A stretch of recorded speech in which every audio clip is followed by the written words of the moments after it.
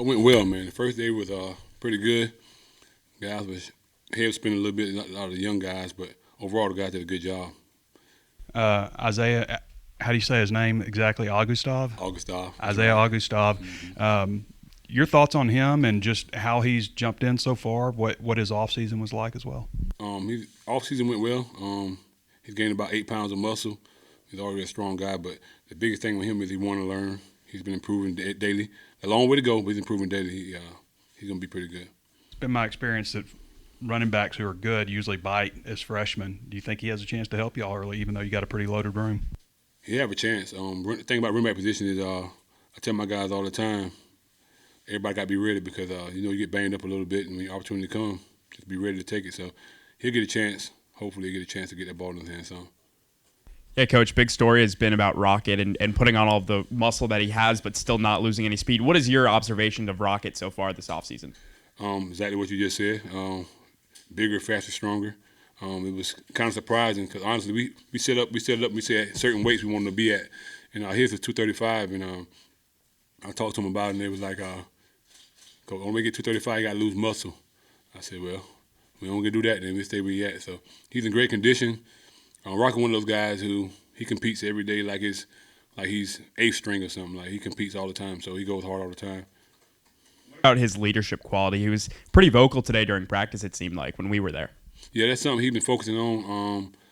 Understanding he's a guy that's going to be a leader for us, and he's not a talkative person, so it's kind of hard for him at first. But now he's starting to do it even more because the guys look to him for it, so he's kind of taking on that role. Coach, there'll be some difficult decisions when the season starts with the amount of guys you have in your room, but those are good decisions to have. Have you ever been a part of kind of a running back room where 1 through 5, it seems like anybody you put in there has the chance to be really successful this season? Honestly, from the outside, it look difficult. For me, it's fun. So I got 1A, 1B, 1C, and I got Dominic on the way and Isaiah on the way. So it ain't difficult for me. It's fun. So they compete. Like I say about the guys all the time.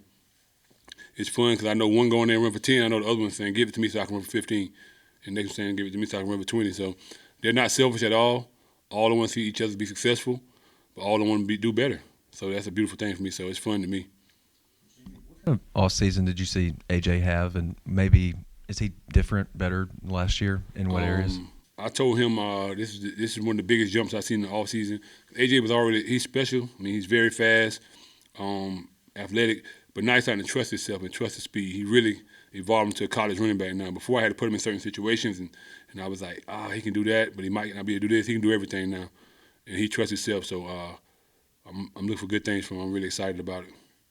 Whenever Rocket went down in the Liberty Bowl, AJ and Dominic both really stepped up. What have you thought about kind of, having that close to the end of the year for them moving forward? Say it one more time for me. For them having that type of game to end the year, just moving into their off season. It was exciting, and like I say, a lot of times from the outside looking in, it was a big deal, but for them it wasn't. Rocket was ready for them to do it. Rocket was like, "Okay, Coach, they ready." I said, "You good?" He's like, "I can go back in," but I said, "Nah." He said, "Coach, they got it. We got it," and they was excited about it. We were going 2-back personnel. We only had 2 backs. We still stayed in it because we trust those guys that much. Sam was in here the other day, and he said one of the marks of a good coach is his players stay out of Sam's office. And apparently the running backs stay out of his office. What do you want people to know about like your whole group? Great kids, man. And I hold them accountable from the beginning. Like you hold them accountable. And expectations are what you give them. You give them expectations, they meet them, or they don't meet them. They don't meet them to get consequences. They meet them, you give them praise. So my guys hold each other accountable. It's kind of funny to them when somebody say like, make sure you're not late. And one of them might say, you ain't got to worry about the running backs. Because they know they hold each other accountable. It's easier for me because they hold each other so accountable. Going into last year, I don't know if anybody would have counted on Rocket getting 1,400. That the reps might have been more. Do you think that AJ and Dominic could maybe take a little bit more off KJ this year, or how do you see it? I'm not KJ. Take a little bit off Rocket. Yeah and no. It's a tough question just because when you're rolling, I have a rotation for the first 2 backs, but after that it's more of a feel. So the first 2 guys know when they're getting in. They know who's going to start, know who's coming in second, know when he's coming in. After that, it's more of a feel. So I don't know if it'd be less carries, but I do want to get the ball in the other guys' hands as much as possible because they are doing a good job. It's good to see Dominic out there with you guys. How has he been coming back from injury? I know you guys are taking it a little slow with him, but how has he been adjusting? Honestly, it was like surprising because mentally he's doing a great job. Like, no fall off. Like, he's been doing a good job of when he wasn't playing of staying involved. And I had him on the other field, kind of coaching the guys up and staying involved, so he knew what to do. So when he did come back, he won't have no setback mentally. He got to get his body going back like it was before. But he's doing a great job of knowing exactly what I want him to do. Now we just don't want to give him too many reps, and I don't want to break him down. I want to build on it bit by bit. We talked about that, so he understands what the situation is.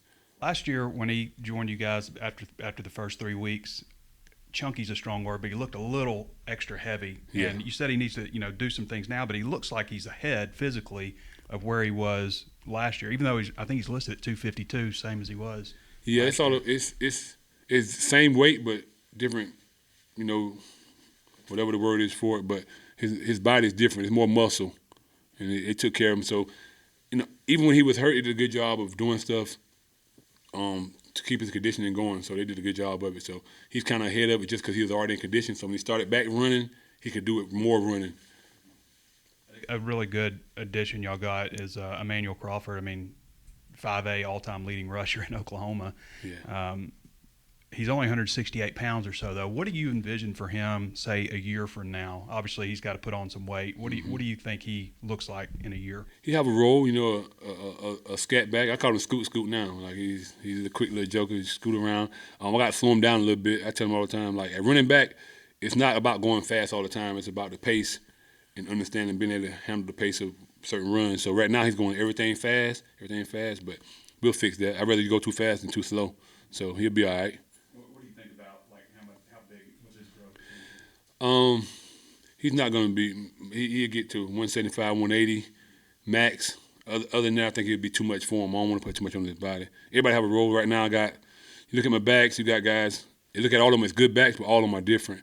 If you look at them, you got Rockets, fast and powerful. AJ's fast. Dominic, change direction and quickness. So there's some things you look for in backs, and all of them got a little bit of all of it, but some have different staples, stuff they really good at. So that's what you're looking for in them. So. Curious, obviously everybody thinks about the running backs carrying the ball, but especially maybe with Dan making some changes. Well, who would you say your best pass blockers, or who does a good job in pass blocking from your group? The best.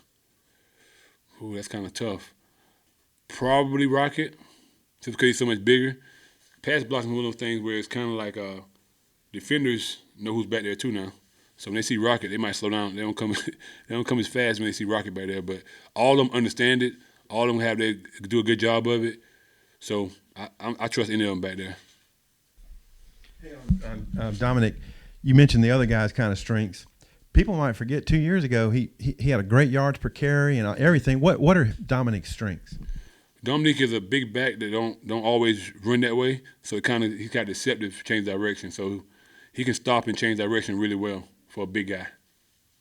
Jimmy, I think earlier in the week, Sam said that Rashad had his best summer and he's in shape now. Where might that benefit him most? Oh, it's going to benefit him a lot. Rashad is a football player. He loves football. But when he first got here, the weight room was something he had to do, not something he wanted to do. So as time went on and he started lifting weights and he saw his body changing, now he knows he started enjoying going to the weight room. So Coach Sauter held him accountable and started making him do it. And then once he started making him do it, he saw the changes. He started wanting to do it. So it's going to be really good for him. You mentioned earlier that you've got a game plan for the 1 and 2, and then after that it's feel. So there is a little separation there, but 1 and 2 and the rest. Is there a point in training camp where you'd like that separation to kind of show itself, or is that something that's going to go all through until week 1 against Western Carolina? Honestly, it's not really a separation. It's just I want that second guy to know when he's going in, just so I have to think about it, and I want him to be prepared for it. I don't want to just throw him in there. One big thing with my guys, I like when they play on special teams, so their first time playing the game won't be getting the ball. So a lot of times they'll be on special teams, so it's a rotation. What's the second part of your question? Yeah, I was just wondering, like the pecking order, is that something that you have a date in mind on when you'd like that, behind Rocket, or is that just going to go all the way through the rest of camp? It goes through the rest of the season. That can change weekly. They know like it could be Tuesday and you having a hard practice. You better have a good one on Wednesday. So every week, so that's what puts Rocket so hard because he learned when I first got here. He learned like there's a starter for a week. There's not a starter for a season. There's a starter for a week. So everybody got to earn their keep every week. So it's a big deal for you to practice good every day because we're in the business of winning games. I'm in the business of putting the best person out there. So that's our philosophy: the best person out there at that time. So every week, you never know who's gonna be the starter. Coach, appreciate you. No problem.